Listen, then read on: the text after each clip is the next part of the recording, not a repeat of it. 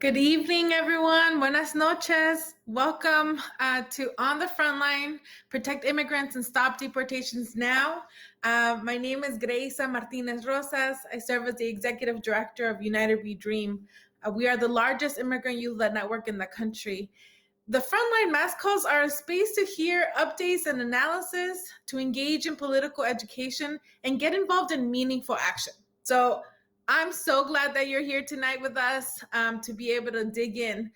Spanish interpretation is provided on this call. We want to make sure that in any work that we do, we are grounded in principles of inclusivity and ensuring that people are able to hear the information in the language that they feel most comfortable with. And so if you wish to hear tonight's presentation in Spanish, please select the globe icon on your computer or the more or three dots icon on your tablet or smartphone. If you select language interpretation and choose Spanish, it should pop up there. So, buenas noches y bienvenidos al encuentro virtual de Frontline. Soy Greisa Martinez Rosas, la directora ejecutiva de United We Dream.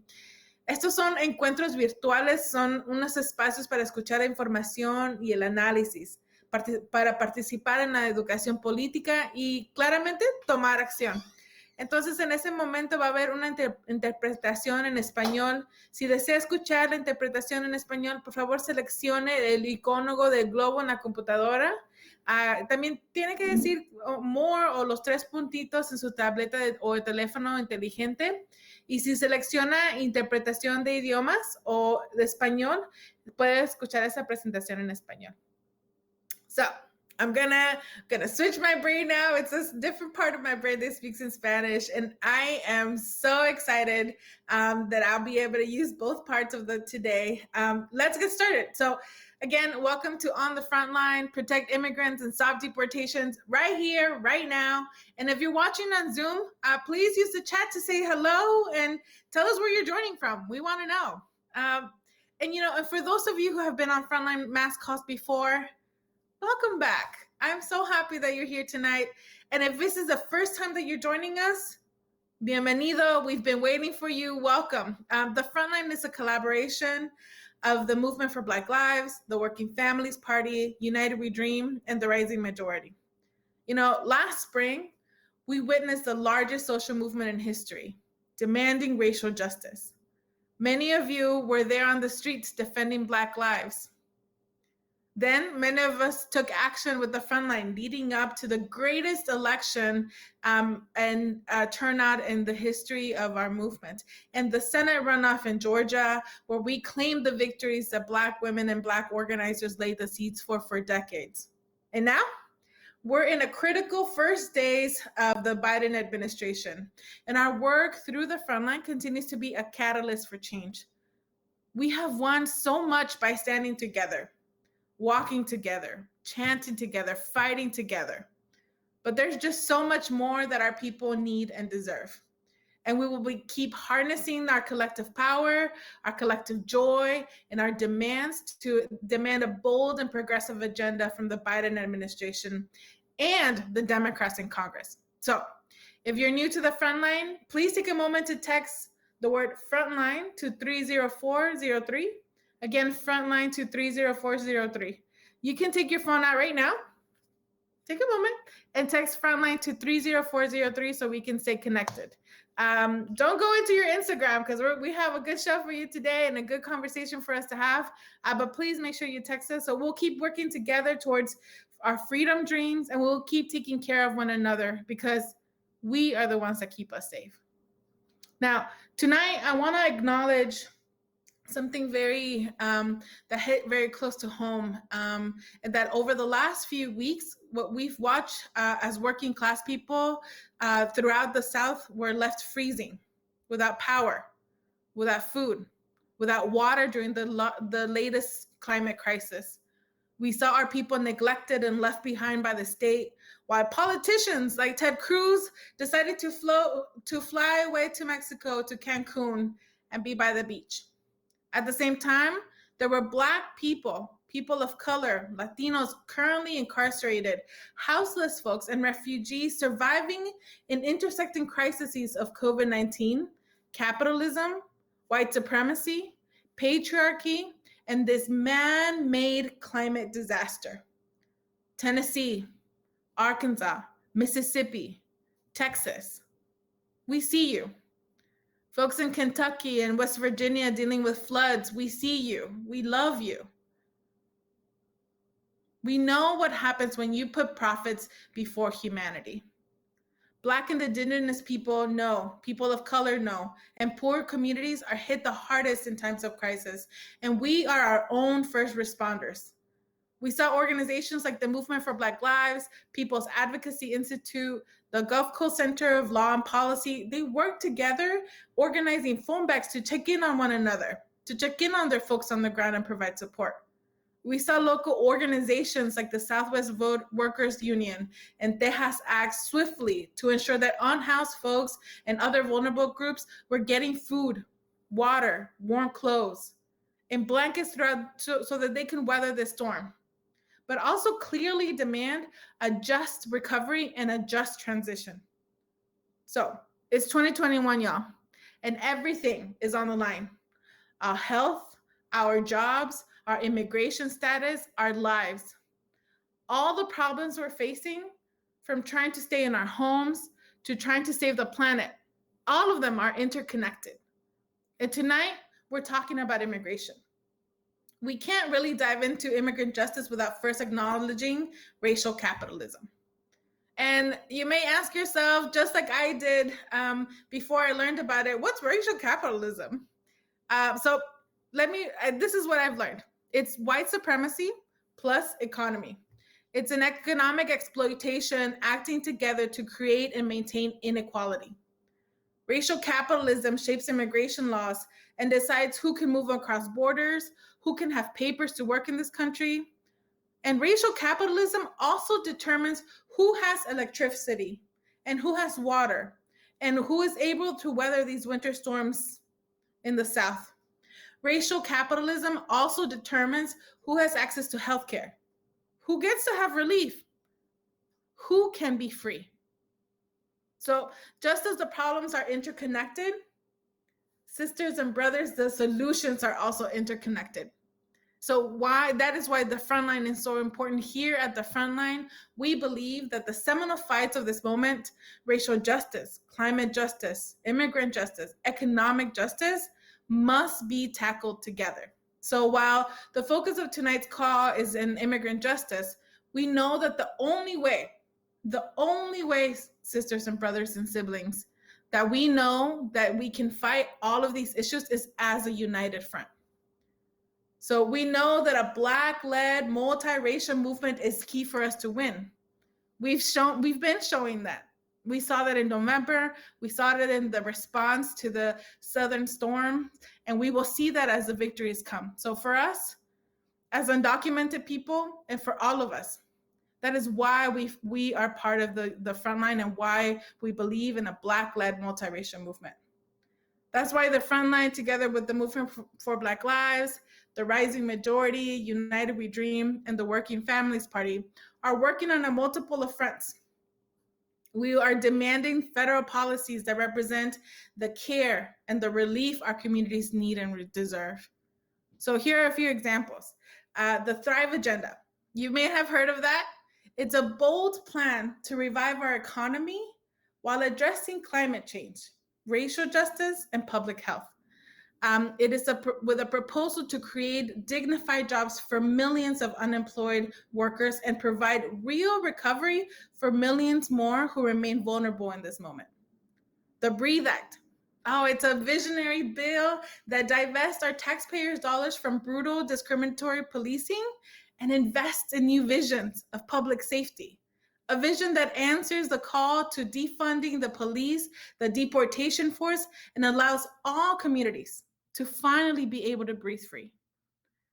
Then the For the People Act, who would dramatically strengthen our democracy by making it easier to vote, ending gerrymandering, fixing our campaign finance system, and much, much more. Structural democracy reform is critical for winning all of our other demands. Just imagine what we could win if we actually had an equal voice in this political system.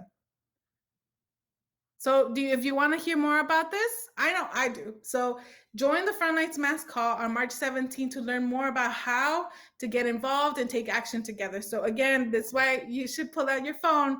You should text Frontline to 30403 to learn more and be able to RSVP for the next mass call that we're hosting.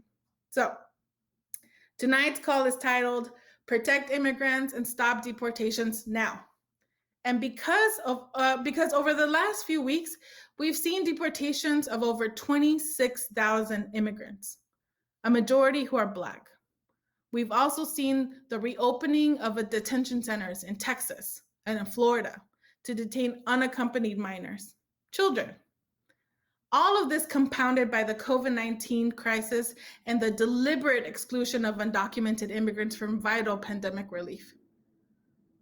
Meanwhile, in February, the Biden administration unveiled their immigration bill, the Citizenship Act of 2021, which includes a pathway to citizenship for 11 million undocumented immigrants, like myself, that are living in the US, but does not include funds for detentions, deportations, or the border wall. This was a movement victory and a vision led by young undocumented people that we would separate citizenship for exchange for more guns and more agents. And today, the House reintroduced the Dream and Promise Act, a bill that passed the House back in 2019 under Trump that would provide citizenship for over 3 million TPS holders and immigrant young people, including DACA recipients like myself, and those young people who never qualified for DACA. For those of you that are new to immigration, DACA is Deferred Action for Childhood Arrivals.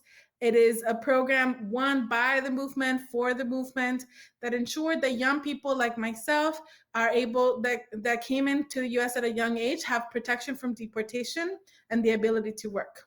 So that's DACA. And although these bills are some of the boldest immigration bills to date, we were delivered by a growing power of our movement. An unveiling of a bill cannot be called success, because success is only measured once citizenship for millions of undocumented immigrants is made a reality in our lives. So we believe that we have a once in a generation opportunity to achieve a path to citizenship for all of us, for all undocumented people living in this country. But let's be real. And at UWD, we like to say real talk. Real talk. We know that citizenship is only one step towards liberation. And that's why we come together with you tonight, with the Frontline partners, so we can count on you to put pressure on Democrats and the Biden administration to deliver a pathway to citizenship, to defund and abolish ICE and CBP, to end the police, to pass inclusive COVID-19 relief regardless of your immigration status, to stop all deportations, and to expand protections like DACA, like TPS. These are the United We Dream's undeniable demands of the Biden administration and Congress. We must include immigration bills and must pass legislation and get rid of the filibuster to deliver for all of our communities. So one of the ways that you can stay connected to take action with us is to be part of United We Dream and be part of the Undeniable campaign is, again, to take your phones out and text "Take Action." 2 words, take action, to 877-877. We'll keep you updated on immigration-related news. We'll send you some funny memes and also tell you how you can help push Congress and the Biden administration to deliver this year, right here, right now. We can't wait. So as you hear from our speakers today, let's remember one more thing. Democrats have all of the power to advance citizenship this year. They have the power to deliver $15 minimum wage. They have the power to ensure that the BREATHE Act is a reality. And we will not allow Biden or Democrats to use the excuse of Republican obstruction to keep immigrants from getting protections that we need and we deserve. So Democrats have the majority in both chambers. They're able to ensure that legalization is added to the next COVID jobs package. So before I share the agenda with you, I want to share that we also have a key opportunity with the Frontline to make our voices heard in Congress. And so while members of Congress will be in their home districts in March and early April, the congressional recess is a great, great opportunity to demand immigrant justice legislation, but also the other critical policies that I talked to you about at the beginning of the call. So the Frontline is organizing a nationwide effort to hold members of Congress accountable. I know I'm in. So if you want to be part of lobbying, of direct action, and if you already texted Frontline to 30403, then you're set to get all of the information to get involved. So if you haven't yet, please do that now. You don't want to miss out on like the hypest like congressional recess time that we can see. So now I want to dive into the rest of our call. We have such a powerful agenda tonight. I am when weeks are hard and lots of stuff is moving, and you have that thing that's at the end of your week that your heart is looking forward to, that's what this call is for me today. We will begin with a cultural grounding of Emel, a songwriter, a singer from Tunisia. Then we'll have a teach-in by the amazing Cynthia Garcia about the history of immigration and ICE customs enforcement, and our vision for a world without incarceration, without detention, without deportation. Then we'll have a conversation, a dialogue with people that I deeply admire from the Working Families Party, the UndocuBlack Network, and the Korean Resource Center. These movement leaders will share their own immigration stories and help us make sense of this moment and invite us to even more opportunities to take action. And we'll also hear from the no other amazing badass Representative Rashida Tlaib from the great state of Michigan. And we'll wrap up with our very own United We Dream queer and unashamed style performance by Undocu diva Sicarya Seville. You won't want to miss any of this, and I'm so glad that you're joining us tonight. One last thing though, sometimes when you're having a lot of fun and you're feeling in your groove, there's sometimes that troll that pops in. So when you call out white supremacy for what it is, when you're able to tell the truth and when you come united, there will always be some haters. So we know that it can be upsetting if something like that happens, but it's definitely possible. So if there are some trolls in the event tonight, if you see any hateful messages in the Zoom chat, please flood the chat with solidarity, with our joy.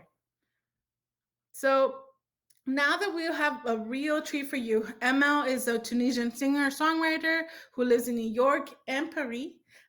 She's best known for her protest song, Kelmiti Ora, My Word is Free, which became an anthem of the Arab Spring. You should also check out her latest release, The Tunis Diaries. After Emel's performance, we'll have a teaching from Cynthia Garcia, United We Dream's National Campaigns Manager for Community Protection. And after that, we'll have the panel discussion with our movement leaders and then move on to Representative Rashida. And so don't go anywhere. And now I'm going to introduce you, Emel. Welcome. C'est parti. Hi, this is Emel, and this is Geurim from Paris, and we're performing Everywhere We Looked Was Burning.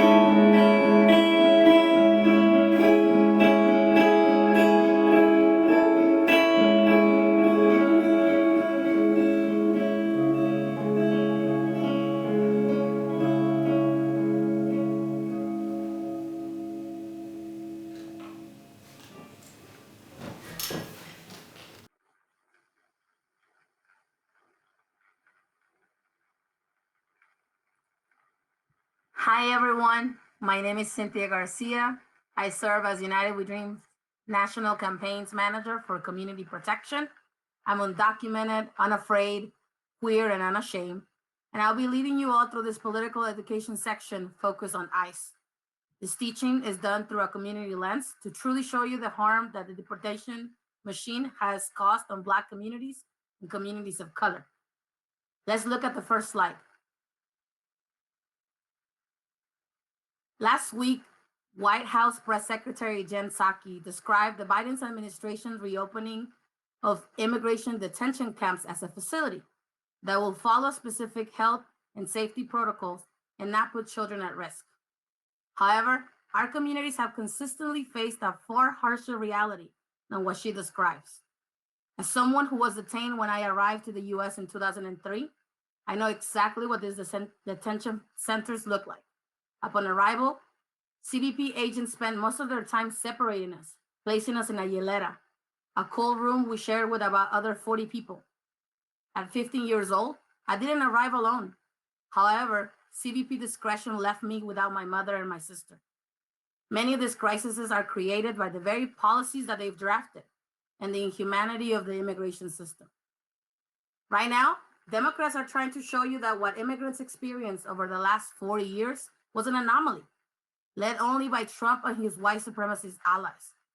The truth is that these agencies existed way before Trump, and both Democrats and Republicans have used these agencies to harm immigrants. You can change the name of the facilities, but as long as immigrants are denied their ability to stay and to move, kept in detention and surveilled by these agencies, then we're not truly free. These tools used by ICE and CBP has always been rooted in inflicting harm against our communities of color. Every community will continue to be terrorized under ICE and CBP until we defund and abolish these agencies. Next slide, please. Following the tragic September 11 attacks, President George W. Bush created the Department of Homeland Security, DHS, in 2002. In the name of fighting terrorism, immigrants were portrayed as a matter of national security. Under DHS, ICE and CBP became the country's two main immigration enforcement wings and remain one of the biggest threats and dangers to immigrants and communities of color today. Nationwide, thousands will be impacted by the post 9/11 enforcement, which expanded local and federal law enforcement efforts to criminalize, profile, detain, and deport Black immigrants and communities of color at higher rates. Under this framework, we also saw greater policing of Black and Brown communities, the enhanced militarization of the US-Mexico border, and the implementation of racist federal policies that targeted immigrants from specific countries. Racism and xenophobia became the bedrock of the immigration system we know and see today, one that has been supported by the ever-increasing enforcement funding. Next slide, please. Since its formation in 2003, ICE spending has nearly tripled, from $3.3 billion to $8.3 billion today. Much of this funding has gone to increasing the agency's ability to hold immigrants in detention camps all throughout the country. In 2019 alone, ICE had detained over 55,000 people. These are taxpayer dollars that go directly into supporting ICE and CBP's cruelty. Since the creation of the Department of Homeland Security, DHS, in 2003, the federal government has spent over $333 billion on agencies that carry out immigration enforcement. With this budget, the federal government could eliminate nearly a third of all federal student loan debt by forgiving roughly about $10,000 per borrower. This will provide relief for over 14 million people. But instead, the budget to fund ICE and CBP continues to grow. Next slide. 2020 alone was marked by the countless abuses against immigrants. We saw the highest death toll under ICE custody in over 15 years, with over 20 of our people tragically dying in detention. We learned about the forced sterilization of women at the Irwin Detention Center in Georgia, and ICE's efforts to deport some of them before they could actually stand as key witnesses. Most recently, we have witnessed the life-threatening conditions of COVID-19 on the outbreaks inside detention, from the stories of guards threatening to infect immigrants with COVID-19 to immigrants in Texas detained in freezing Arctic temperatures without access to water, while the state felt the real impact of climate change and the immediate need for clean energy solutions that are people and land centered. Next slide. One of the most concerning key takeaways from these traumas that ICE and CBP have tried to hide is that they actually punish immigrants who speak out. Late last year, ICE and CBP collectively made numerous attempts to try to erase archives documenting its history of misconduct and medical neglect. That is why at United We Dream, we created the ICE and CBP Abuse Tracker as a way to monitor their actions and bring to light that this agency's consistent pattern of abuse. These horrors alone should be the reason enough for us to defund ICE and CBP, especially knowing that our immigration system functions as a multi-billion-dollar enterprise that just perpetrates harm against immigrants. And while the White House may have changed its tune on immigration, the purpose of ICE and CBP remain the same. And as long as these agencies exist, whoever sits at the White House is leading the deportation force that has traumatized and killed those in our community. That is why we need the Biden administration to be bold in its actions to protect all immigrants by shutting down, not reopening the detention camps, and by releasing all of the people currently detained and defunding ICE and CBP. By defunding these agencies, we know that we can cut off their supply and mitigate the harm and the dangers that our people are facing right now, because our lives are on the line. Next slide, please. Immigration is often not discussed as a racial justice issue. This misses the ways in which local policing, criminalization, and immigration enforcement are intertwined, and how it continues to impact the lives of Black immigrants. Most recently, during Black History Month, ICE deported thousands of Black immigrants to countries including Haiti, Jamaica, and Cameroon. The recent mass deportations is the latest representation of the anti-Blackness that lives at the core of ICE intentional attacks. For directly impacted communities, there's also a clear connection between police and ICE agents. Through collaborations with local law enforcement on the state and county levels, ICE works hand in hand with police to target, detain, and deport immigrants. Sometimes they even identify themselves as police officers during raids. Programs and agreements such as 287G, IGSAs, and riders give ICE the access to immigrants who have encounters with police. And under 287G agreements, deputized officers can inquire about someone's immigration status and facilitate the transfer to ICE custody. This has proven to increase racial profiling and over-policing and the risk of deportation. To illustrate, under former Sheriff Joe Arpaio in Arizona, certain parts of Maricopa County, Latino drivers were up to 9 times more likely to be stopped by police than non-Latinos. Next slide, please. We also saw an increase in racial profiling under these programs when we looked at the impact on Black immigrants, who make up over 20% of immigrants facing deportation. Yet, they're only representative of about 5% of the undocumented population. Our people know that police and ICE are the same shit twice, and that in order for us to disrupt the prison to deportation pipeline, we must recognize our collective goal to defund enforcement at all levels, from local to federal. ICE has only existed for about 18 years. Think about that. ICE is younger than some of us on this call. We have existed before it, and we will again. And creating a world without ICE is not impossible. And for directly impacted people, it's essential. We know that ICE has never brought safety and security to our communities. We know that our people will be safer when we abolish this agency altogether. And abolition is a call to dismantle and eradicate systems of oppression by using a divest and invest framework that prioritizes funding and resources to build people-centered ecosystem rooted in Black liberation, radical love, healing, transformation. And we can only achieve this freedom by actively asking ourselves the question, is this truly inclusive of everyone? Does it reduce funding for policing and police? Abolition is a practice that we must embody in our day-to-day lives so that we can move away from a system that punishes and criminalizes people for their inherent and ancestral drive to move and migrate freely. Next slide, please. As I talk tonight, the system supporting immigrant detention and enforcement are inherently rooted in racism, hate, and white supremacy. And we're not only fighting to dismantle this system, but to actually create a world rooted in freedom to move. And I want to ground us in a poem by Gloria Ansaldúa from their book in Borderlands, La Frontera, Uncertain Borders, that embodies this world without borders.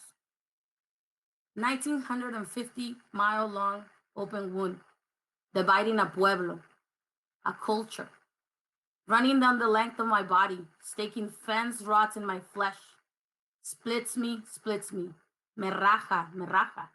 This is my home. This thin edge of barbed wire, the skin of the earth is seamless. The sea cannot be fenced. El mar does not stop at the borders. To show the white man what she thought of his arrogance, Yemayá blew the wire fence down. This land was Mexican once, was Indian always, and is, and will be again. Let's go to the next slide, please. As I've shared, detention is an expansion of the prison industrial complex.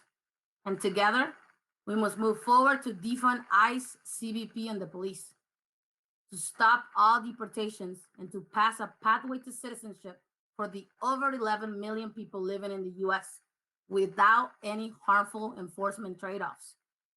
This is how you can join the fight. Join our local deportation defense groups and download our Notifica app, a tool created to disrupt deportation pipelines through community defense. You can also join our fight by supporting our Undeniable campaign, signing our petition, demanding that President Biden delivers on his promise to our communities and stops all deportation. To get connected to these tools and resources, simply text "Take Action" to 877-877, and we will follow up with you.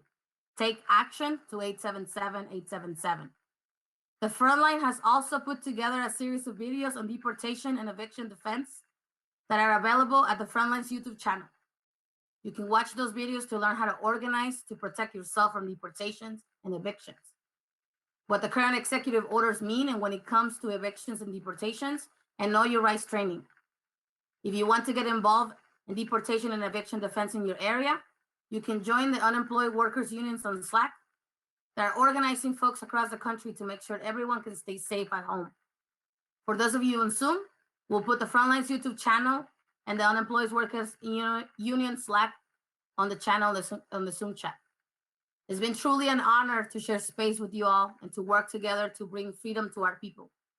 I will see you all at the front lines. Thank you so much. Thank you, Cynthia, for such an amazing teaching.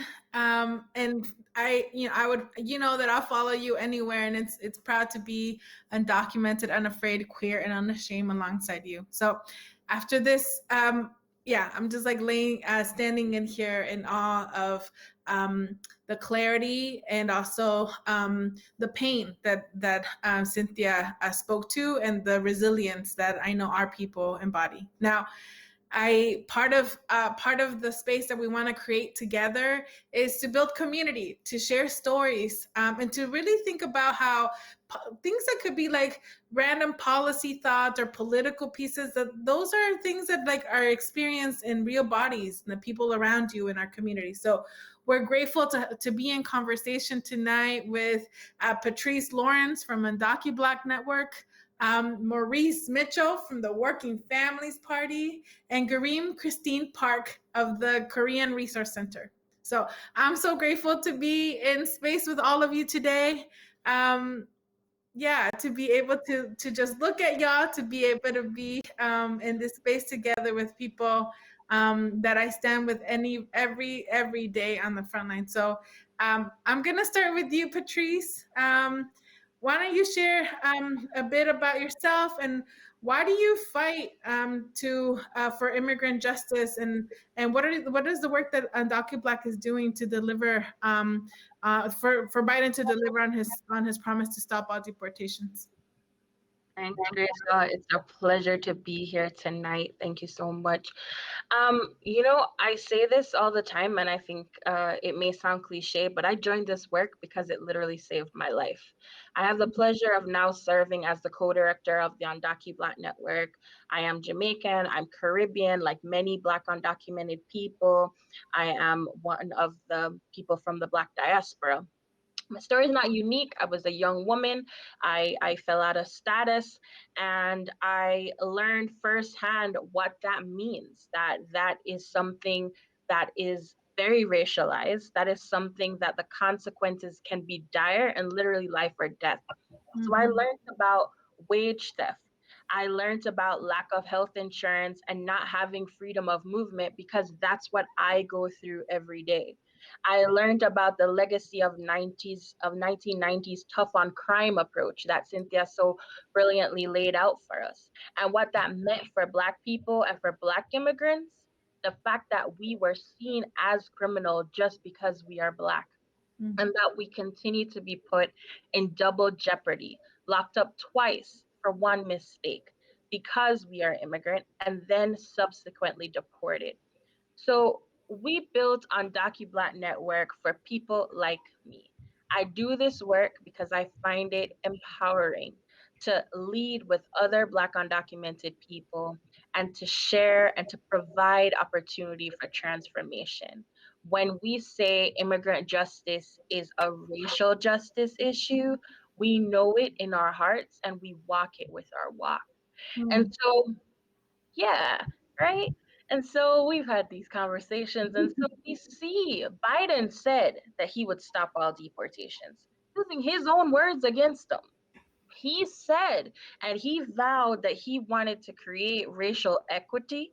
And so we are telling him how, right? So doubling down on the fact that immigration system is racist has always been. The system is not broken. It was made that way. From the very beginning, from the Chinese Exclusion Act go all the way to the 1996 laws, it was made that way. And so the deportations that we are seeing are of certain kinds of people. The death claims in particular are to Black countries, right? And we know that the US has had power and influence over the Caribbean dating all the way back to Big Stick Policy mandate, right? Under President Roosevelt. And we know that the United States meddles in foreign policy of developing countries. And when that no longer serves them, what happens to us, Greisa? We become disposable. They get rid of us. And that's all we're seeing. And so we are calling out Biden on that, right? And we're saying, listen, you said you would stop deportations. We mean all deportations, not those that are just convenient to you. You said you would stop deportations. We meant that also for LGBTQ people from Jamaica. We meant that for babies and young children, pregnant women crossing who are from Haiti. We meant that for everyone. So we asked folks to join us online. Hashtag Biden also deports. There's lots of material there, and we're laying it down. The last bit that I'll mention is that we have to be mindful of what this administration and all US administrations do, which is they try to divide us. So we've seen a lot of talk about MPP and Biden ending MPP and reuniting families. Well, what they're not telling you is that most Black people do not come under MPP. It doesn't apply to them. So once again, we're going to see, and we are seeing deportations ramping up of certain kinds of people. And so when we talk about those disparities, they're happening right now in 2021. So Biden also deports is the hashtag, and we are telling him to stop hiding behind his racist loopholes, truly stop all deportations, and set all the captives free. Thank you so much for that, Patrice, and thank you for the work that you and the UndocuBlack lead each and every day of making these connections and embodying them. And I know that part of the folks that you wrote with are folks at NACASEP with Geurim here, Christine. I would love to hear you, bring your voice here and see like what brings you to this movement. And I know that y'all have a dope campaign about the first 100 days. So we'd love to hear more about your demands. Yes, hi. Thank you first of all, thank you all for all of your hard work. This is an opportunity and pleasure to be here. And basically, I come from a mixed status family where I'm the only one who is undocumented or documented in my family. So I actually did not know about my status until I graduated high school, like many other Asian American and undocumented folks or any undocumented folks who may be able to relate or identify themselves when you're about to go to college, right? So that's when I realized I was undocumented, and eventually DACA was passed by the time I graduated high school. And luckily, I learned about these movements through the grassroots organizations such as Korean Resource Center around Los Angeles. And then I was affiliated with NACASEC, Hana Center, Uri Center, Mingguan Center all over the state. And I realized I wasn't the only Asian American or Asian Pacific Islander who was undocumented or documented. So that's what it brought me into this movement. Yeah, no, I know that we've been following the work that you all been doing, and always honored to be in leadership and in space with all of you. And next, I want to bring my brother Mo into this convo. You heard from Patrice, from Geurim about the demands, and I want to, you and I have talked about this and shared some space about like how immigrant justice is a racial justice, and sometimes people use it as a cool hashtag tagline, but how do we make this real? So I'd love for people to hear more about your connection to immigration and how do we do this? Absolutely. And Greisa, just thank you for inviting me into the space. Patrice, thank you so much for all your words and your testimony. Christine, thank you for sharing. So for me, and I had the honor of being a leader in the Movement for Black Lives. I have the honor currently of leading the Working Families Party. I'm proud of that work. Some folks don't know about my personal story. So part of what drives me every single day is an immigrant story, the story of my grandmother who came here as a domestic worker. And, she came here from Trinidad and worked in people's homes and left her family so that she could send remittance over to her children. And eventually her children, my aunties and uncles and my mom, eventually one by one came to this country through her work, through her tireless work. And I grew up in that context. In fact, I'm the only person in my household that had a U.S. passport. Everybody else had a green card. I knew many mixed status families. I often heard about stories of folks getting picked up by immigration as I grew up. So this was a backdrop of my life. And I mean, it just shows to me the complexities and the overlapping sort of identities that many of us have. I'm a very, very proud leader in a Black-led movement. And like many people who are leaders in our movement, we have these stories of migration. So that's what grounds me in this fight. Also, just to be super clear, the corporations, the political class, they succeed when they're able to de-link our movements. And we're only stronger when we're together, right? When we talk about defunding the police, when we talk about abolishing ICE, we talk about all of these things. Underlying that is this basic premise that we invest in the things that make us stronger and that make us safe, and we de-invest from the things that we know that hurt us. And that is something that links all of our people across race, across immigration status. The last thing I'll say as it relates to what's taking place right now. Now, to me, that linkage of movements is why when we engage with congressional leaders in the White House, we stress that every person in this country needs to be included in COVID relief. And we know that more than 16 million people in the country are of mixed status families, and a recovery. And there's a lot of conversation if you turn on the news, people are talking about the recovery. A recovery that leaves out a significant portion of working people is not truly a recovery. And this is why the immigration fight has to be both and, right? That's We right. need to do both and. It's not an either or. These either ors, these binaries, they never work for our people. We need to figure out how to blend the needs of all of our people. So for folks who are citizens, what is the value of your citizenship if it isn't providing a robust social safety net, if it isn't providing an opportunity for you to thrive? So, they attempt to somehow separate us, citizen, non-citizen, undocumented, documented. And at the same time, they're robbing from us all and separating us all. In the same token, we're working to ensure that at home in the US, we're able to have a recovery, but we can't ignore the abuses that are happening abroad and the human rights abuses. We need to have a full conversation about all these things. And what we know is that if we're able to do that, and that's challenging, right? But Yeah. if we lean into that challenge and we're able to link our struggles and link our various peoples together, we will be stronger. And if we could stay together, it means we could win things that we couldn't possibly imagine. But if we get separated, they'll be able to take from us. They'll be able to whittle down the demands. They'll be able to weaken all of the demands. They'll make sure that we don't get $15 minimum wage. They'll make sure that the direct payments aren't what they need to be. And that's something that we need to fight for. Yes, Mr. Maurice Mitchell. Speaking truth, you know what? I needed to hear that. This has been an exciting and also really hard week, and so I feel like often I'm in awe of we've in spaces in teams that we've shared in. You're like, we need generals and Jedi's, no sharp elbows, and like this idea of a united front of like how we're like moving forward together in a shared agenda. Like it's that, but like at a global scale and a movement scale, and that's why we're here.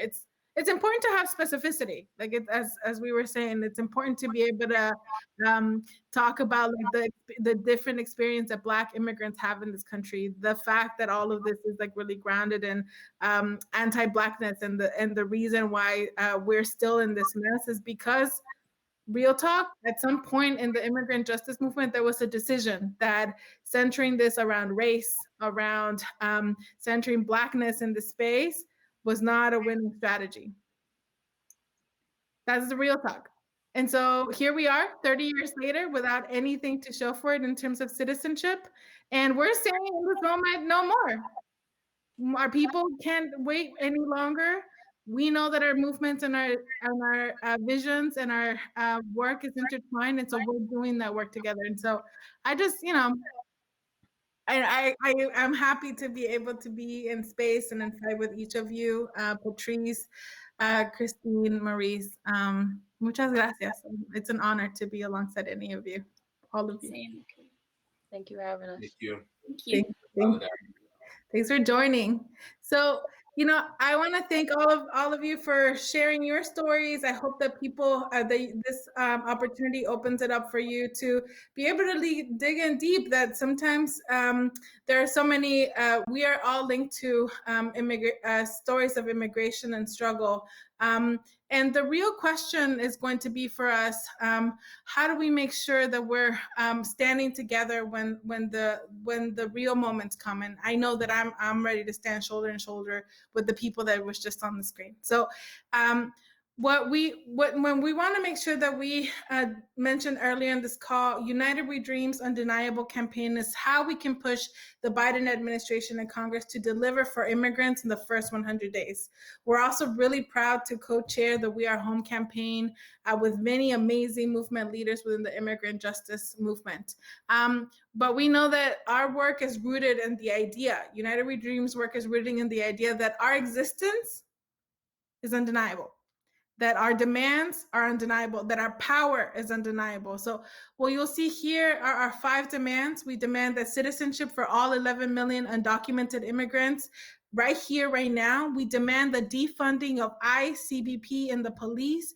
We demand the immediate protections for our people, starting with the reinstatement and expansion of TPS. And we demand a broad and exclusive COVID-19 relief. We demand a moratorium on enforcement, the release of immigrants held in ICE and CBP detention camps, and their closures right here, right now. If you want to see a cool campaign, watch the Detention Watch Network's first 10 campaigns that are shutting down detention centers across the country. So before we move on, I also want to invite you to the event that the Frontline is co-sponsoring on March 8th. It's International Women's Day, and the People's Bailout is hosting a live stream called Bread and Roses, Demanding Care and Relief. So at 7 p.m. EST, please join us on March 8th. Join this event to hear from grassroots organizers and legendary Black feminist Barbara Smith talk about the demand for 1.9 trillion stimulus bill that needs to be passed by the Senate next week. So Congresswoman Rashida is with us tonight. She represents Michigan's 13th district. She's a champion of immigrants, a dear friend, and she's coming to tell us why she fights for immigrant justice tonight and why we must defund ICE, CBP, and the police. Representative Rashida, it's great to have you with us tonight. Hey, Gracie. Hello, everyone. I am in the middle of voting, but I didn't want to miss the opportunity to show just incredible, strong solidarity with all of you. You know that I'm a proud child of immigrants. My family came to this country from Palestine. My dad, who not only was born in Palestine, but later grew up in Nicaragua, he came to this country with only 4th grade education. My mother only 8th grade education, and now their daughter is serving in the United States Congress. These are the stories we need to embrace. The fact that my mother was able to become a U.S. citizen with $35, where now it's $1,000 to even apply. And now more than ever, my mother is hearing the stories of the dehumanization that is happening to immigrants wanting the same opportunities that she got when she got here. And so it is so important that we don't settle. I'm so tired of them using our communities, especially our immigrant communities, as a way to, for fear mongering, as a way to use this other politics, othering politics that really doesn't result in helping anybody in our community be safe or provide services that are needed. And if anything, this pandemic has exposed the need for immigration reform, just and humane immigration reform. And I hope all of us that are involved, seeing the Workers' Families Party and everyone kind of coming together, is that we are not a nation that is divided. This is a pastor that told me in Detroit. He's like, we're not a nation that's divided. We are a nation that's disconnected. So I hope that all of our movement to end poverty, movement to end structural racism, movement to fix our immigration system to make it more humane and fair, all of us coming together as one movement that really tries to put our people first, tries to not allow, again, hate to win. And I know not only Gracie, but everyone that is listening, we're going to outwork the hate. We always do. We're not going anywhere, y'all. Like, they can pretend that they can continue to do this. We're not going anywhere. But at the same time, many of us are so tired of waiting for the political courage and will of many folks that we helped get elected, and all those things. So I leave you with this, all of you. Please, I know that I used to be there. I was the organizer in the streets when McCain and Kennedy and everybody was pushing the immigration bill then. We always put down, let's do a ballot measure. Let's work locally. Let's get access to IDs. Let's figure out a way to address poverty, children's poverty in our immigrant communities. All of those things as you put your strategic planning together. Nothing prevents you to add one more thing to that list. More people like us to run for office. Enough of us saying we're going to bring a chair to the table if there's not a seat at that table. It is time for us to shake that table, and it's time for us to take that chair, because people had an opportunity to do what was right and they didn't. And so now it's time for us to run. It's time for us to get at that table and really try again to fix an immigration system that has left so much pain and trauma in our immigrant communities. And to all my Black and Brown community members, no, our solidarity, like, there's nothing that is going to separate us. The more they come after us, the more we continue to work on pushing back against that rhetoric, but also take care of yourself. And that's one thing that I love about our movement is now, sorry about this, is now that we're doing this, we also center around self-care because this is painful. This is so personal to all of us. We're going to get this done. And I believe it in my heart that movement work, what we do on the streets, that translates into powerful, transformative bills and policy. It's not who, is in the White House. It's what we do out here in the streets that will lead to the Civil Rights Act, like we saw, to being able to organize in the workplace and organize unions. All that came from you all, the people in the streets demanding it. So remember that as you continue this work, and know that you will always have a partner and an ally in the United States Congress. I'm not going anywhere. They want me to go. I'm not going anywhere. I'm going to stay here and remind them that immigrants exist, that we kick ass, that we love. We do everything through love and compassion. We lead with compassion. And I'm so proud to be part of everything that you all are doing. And thank you so much. Yes, we love you so much, Representative Rashida. Shake the table, take the chair. We are here to stay and live from Capitol Hill. It's always an honor to be in community, to follow the vision and the leadership of Representative Rashida. So, we've had such a powerful event tonight. I learned a lot. I was able to be surrounded by people that I love and respect and are leading us in a new direction when it comes to immigrant justice as racial justice. We've heard from our champion in Congress, Representative Rashida Tlaib. And now we are wanting to share with you up next, we have Sicarya Seville. And, when we talk about the intersections, they're just in our DNA. It is who we are. And one that is deep to United We Dream is being queer, being unashamed, and being really proud. And so Sicarya is a well-known drag entertainer from Phoenix, Arizona. She has used art to drag, to organize, and to uplift the stories of immigrants. And they are the Arizona State Director for the Poder Latinx, which built political power for Latinos in the Southwest. You will soon be able to catch Sicarya in Voss tours of RuPaul's Drag Race. That's right. So don't go anywhere after that, after the drag show, and I'll be back. So now we turn it over to Sicarya.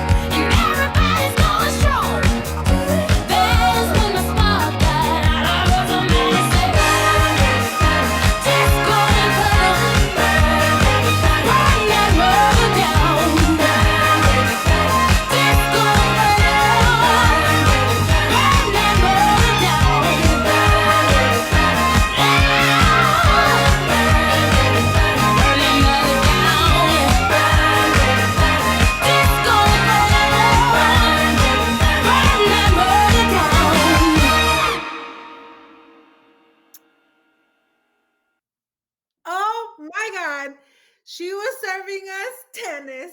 She was serving us Southwest Ranch. She was serving us glitter and glamour. Thank you so much, Sicarya, for bringing every part of you into the space, for being undocumented, unafraid, queer, and unashamed, and showing us all those moves. We look forward to seeing you in RuPaul's Drag Race. So, you know, I wanna bring us to a close. I want to wrap up by reminding all of you that you are absolutely enough. That though I know that like we are now close to a year of this pandemic and things may sometimes feel hard in the mornings getting up, or when we're facing challenges ahead, I just want you to know that you're exactly where you need to be. You are perfectly as you are, and that you are welcome in this frontline, in this movement as we move forward. And that you're needed. We need you to win. We need you to achieve this vision that we talked about tonight, to defund ICBP and the police. We need you. So text Frontline to 30403 to sign up for the next Frontline's direct action training next week, to access to ensure that we're stopping evictions and deportations, to be able to ensure that you have videos to be able to teach you how to do that, and text take action to 877-877 to join United We Dream's Undeniable campaign and get United We Dream's Deportation Defense App. As we close, I want to thank all of you for joining and staying engaged these last few years. The Trump administration was difficult for all of us, and our resilience was not a given. It was something that came from deep, deep, deep wells of the discipline of hope. It is this feeling that you have inside of you that though it may not seem like it in front of you, that things that you are not alone, that there is a movement and a family behind you. And that discipline of hope is instilled in undocumented people all across the country. It is what drives and why I see drive the leaders of the movement for Black Lives, the Rising Majority, the Working Families Party. I am honored to be part of this Black-led multiracial network. But I want you to know that we have all of the power. And in the months to come, when politicians will tell us to wait till next year, that they don't have all of the votes, that we need Republicans to like deliver these things, we will remind ourselves of who we are. We are the people that delivered the greatest political upset and then seated Donald Trump. We are the people that delivered millions of people in the streets in defense of undocumented people, and followed the leadership of Black people as we took over the streets in the largest social justice movement in the US history in defense for Black lives. We are those people, and we demand solutions now. We want the Breathe Act, we want the Thrive agenda. We want it all because we deserve it all. So with that, I just want to say muchas gracias. Thank you so much for joining our conversation tonight. Be good to one another and join us on the front line. Bye, everyone.